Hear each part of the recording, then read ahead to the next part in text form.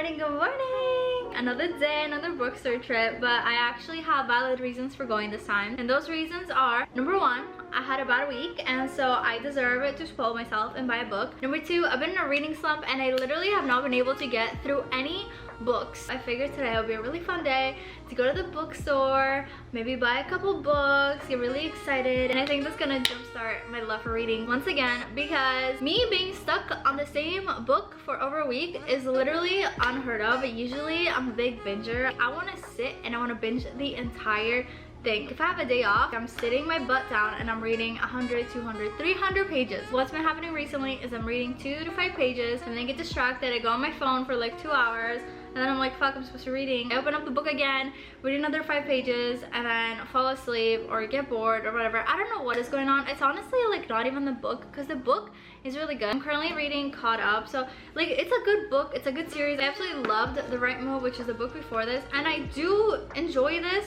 I just have not been wanting to sit down and read anything, and so I figured I would be easily cured by just going to the bookstore, being surrounded by books, being surrounded by readers.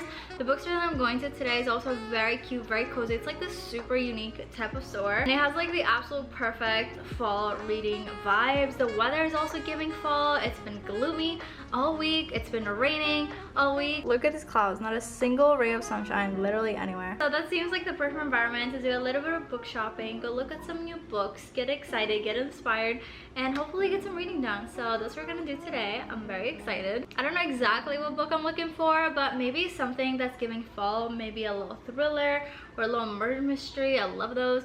Maybe a little fantasy, maybe a little back to school or something like that, because it's literally almost September and it's back to school season. So something along those lines we're gonna go see. The store is probably gonna pick out for me because that's what usually happens. I just go in with the vibes and then the store just points me in the right direction and I always end up finding something. So I'm sure that's not gonna be a problem today. If you guys have book suggestions in any of the genres that I mentioned, comment them down below, because I am actually dangerously close to catching up to my physical TBR, and that is a big problem. So I definitely need to do some more shopping. So leave your recs below, subscribe if you haven't, and drop a like on this video, and let's go. Made it to the car and we're stopping to get some coffee because of course we need a little coffee. It wouldn't be a normal book trip if you don't have a little sweet treat with you. So we're gonna go and get something for the road because this freaking bookstore is so far, but it's so worth it. It is literally so cool, so unique. There's like so many different types of books. I cannot wait to go and do some shopping. But yeah, let's go get coffee. There's a lot of sweet treats here.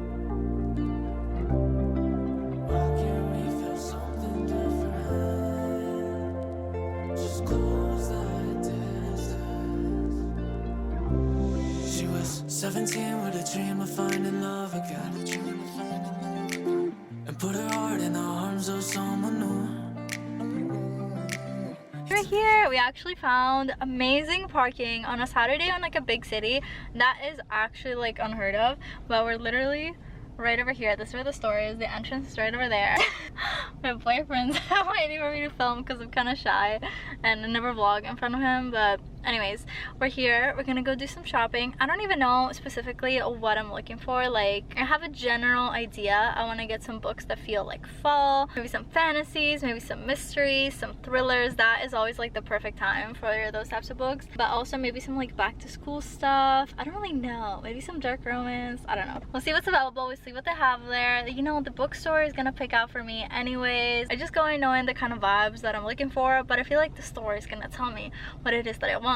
So let's go. This is like a super cool store. Like this specific location, this is the one in Coral Gables in Miami, if you guys are from around here. And it's basically like this big massive square, and the middle is open and it has like this whole like outdoor area, and they had like, last time I was here, they had like live music playing and tables and a bar, and people can like sit and drink and hang out. And then all around there's like this square of just like never ending hallways of just books.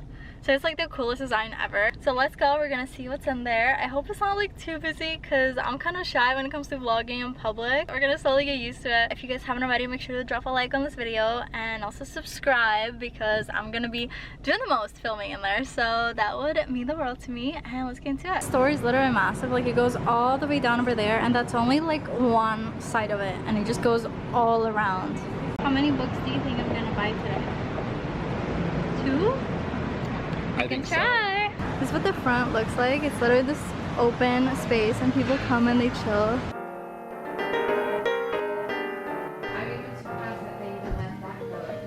Blind dates with books. Should I pick one of these?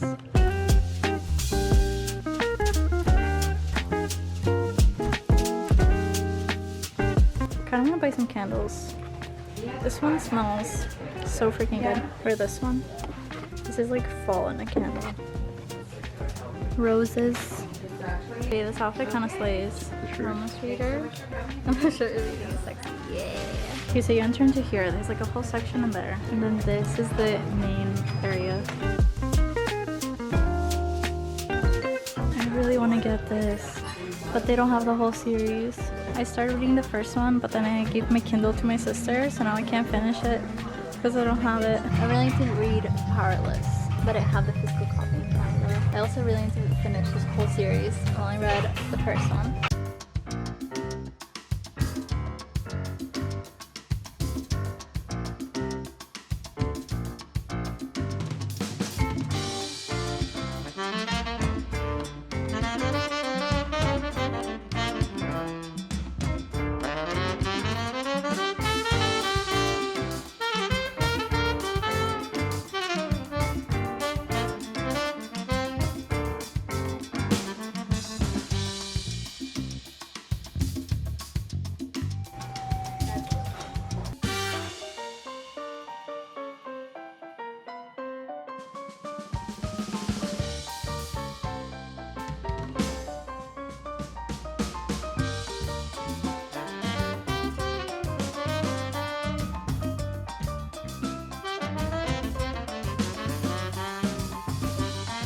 Like little pictures and graphics on this. I love when books have this stuff. And it's under like 400 pages.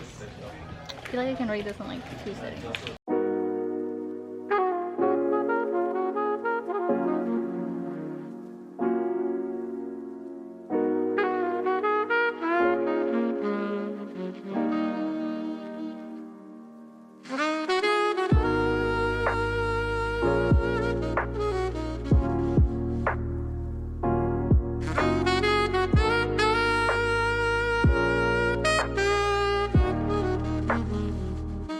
Guys, it is the next day. I went to the bookstore yesterday, as you guys saw, and I ended up getting this book, which I have heard so many amazing things, and I've been meaning to buy this for literally so freaking long, because first of all, mystery, like true crime type of books are always so fast-paced. They always get me out of reading slump. So when I saw that they had this, I was like, oh my gosh, is this a sign? I need to pick this up. I bought this and then I started reading it literally in the bookstore because I have like a cute little seating area. So I sat and I started reading it, and I was immediately obsessed with it. I'm talking hooked right from the start. And then I came home, and literally all I did yesterday after coming home is read this book until I eventually crashed out. I woke up today, made some breakfast, and I literally want to sit and binge this entire thing because it's just like that good. Let's backtrack a little. If you guys don't know, this is A Good Girl's Guide to Murder. This has been a bestseller for literally like so many years. It's on everybody's recommended list, and I don't know why it took me so long to read. And the story basically follows our main character Pip, who is like super smart, super nerdy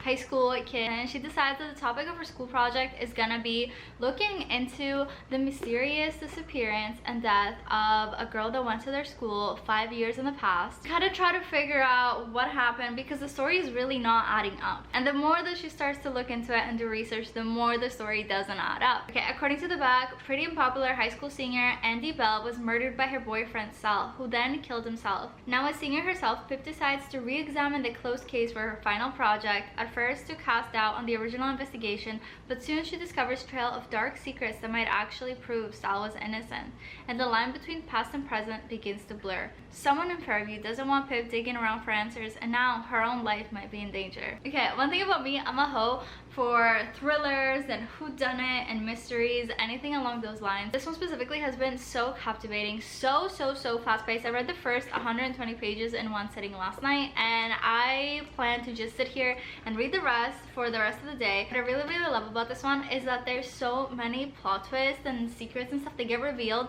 on literally every single chapter, because sometimes with thrillers and mysteries and stuff like that, you don't really know what's going on, you're just following the characters.